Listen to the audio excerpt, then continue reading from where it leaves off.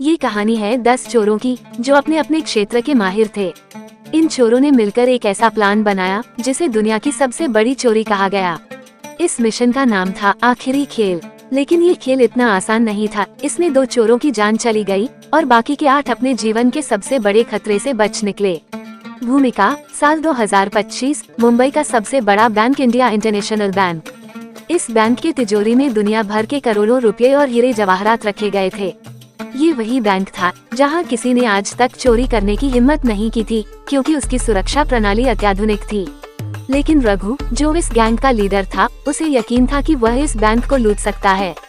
उसके पास एक master plan था। 10 चोर, रघु गैंग का लीडर, प्लानर और मास्टरमाइंड। इमरान तकनीकी विशेषज्ञ जो सुरक्षा प्रणाली को हैक करता है। शिवा बॉडी बिल्डर, दरवाजों को तोड़ने में माहिर। कबीर ड्राइवर, हमेशा प्लान बी के लिए तैयार। रानी हॉटवायर की विशेषज्ञ जो कभी किसी ताले के आगे नहीं रुकी।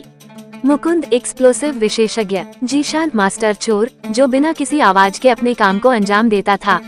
लीला चुपचाप घुसने की मास्टर जिसे कभी किसी ने पकड़ते हुए नहीं देखा। तारा प्लान को एग्जीक्यूट करने वाली। विक्रम किलर जो आखिरी पल में किसी भी खतरे से निपटने के लिए तैयार रहता था। मिशन का आरंभ रात के 2 बजे जब मुंबई शहर सो रहा था। ये गैंग अपने मिशन पर निकल पड़ी। सबसे पहले इमरान ने बैंक की सुरक्षा प्रणाली को हैक कर दिया। उसने सीसीटीवी कैमरे और अलार्म सिस्टम को बंद कर दिया। फिर शिवा ने मुख्य दरवाजे को अपने ताकत से तोड़ दिया। सभी चोर बैंक के अंदर पहुंच गए और अब उन्हें केवल तिजोरी तक पहुंचना था। रानी ने तिजोरी का कोड क्रैक करने की कोशिश की, लेकिन यह इतना आसान नहीं था। तिजोरी का लॉक बहुत ही उन्नत तकनीक से बना था। तभी मुकुंद ने अपना काम शुरू किया और एक छोटे विस्फोटक से तिजोरी के दरवाजे को उड़ा दिया। संकट का आगमन, तिजोरी खुल चुकी थी, लेकिन तभी अलार्म बज उठा। इमरान ने सब कुछ बंद कर दिया था, फिर भी अलार्म क्यों बजा? तभी पता चला कि बैंक की सुरक्षा प्रणाली में एक सेकेंडरी अलार्म था जिसे इमरान ने नोटिस नहीं किया था। अब पुलिस को इस चोरी का पता लग चुका था। कबीर ने सभी को जल्दी से बाहर निकलने के लिए कहा, लेकिन समस्या ये थी कि पुलिस ने बैंक को चारों ओर से घेर लिया था। 2 चोरों की मौत। जब सभी बाहर निकलने की कोशिश कर रहे थे, तभी विक्रम और मुकुंद पुलिस के गोलियों का शिकार हो गए। विक्रम ने बहादुरी से पुलिस से मुकाबला किया ताकि बाकी गैंग भाग सके, लेकिन उसकी मौत हो गई। मुकुंद, जो विस्फोटक के पास था, गलती से ट्रिगर हो गया और विस्फोट में उसकी भी जान चली गई। अंततः बाकी के 8 चोर किसी तरह भागने में सफल रहे। इस चोरी के बाद मुंबई में हड़कंप मच गया। पुलिस ने हर जगह न चोरों को ढूंढने की कोशिश की, लेकिन वे गायब हो चुके थे। ये चोरी इतिहास में दर्ज हो गई। रघु और उसकी गैंग ने करोड़ों रुपए और हीरे चुराए थे, लेकिन विक्रम और मुकुंद की मौत ने इस जीत को अधूरा कर दिया।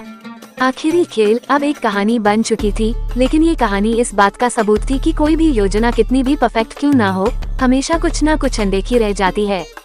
ये कहानी और भी गहरी और जटिल है, जहाँ लालच, धोखा और विश्वासघात एक अहम भूमिका निभाते हैं। चोरी से पहले की तैयारी, मिशन के दौरान होने वाली घटनाएं और चोरी के बाद के नतीजे, ये सब उस बड़ी योजना का हिस्सा था जिसे रघु ने तैयार किया था। योजना की शुरुआत यह कोई साधारण योजना नहीं थी। रघु और उसकी टीम ने इस बैंक को पिछले 6 महीने से निशाना बनाया हुआ था। हर चोर की अपनी विशेषता थी और उसी के हिसाब से उन्हें काम सौंपा गया था। रघु ने हर एक चोर को उनका काम इस तरह बांटा कि सबको लगा कि वो योजना का सबसे महत्वपूर्ण हिस्सा है। लेकिन सच्चाई ये थी कि रघु के पास एक प्लान बी भी था जिसे केवल वो और तारा जानते थे। बैंक का ब्लूप्रिंट। इमरान, जो तकनीकी विशेषज्ञ था, ने बैंक का पूरा ब्लूप्रिंट तैयार किया था। उसने बैंक की सुरक्षा प्रणाली का पूरा डेटा हासिल किया, लेकिन उसने एक गलती कर दी। बैंक में एक अज्ञात सुरक्षा प्रणाली थी जिसे उसने नजरअंदाज कर दिया था। ये छोटी सी गलती बाद में बड़ा हादसा बन गई।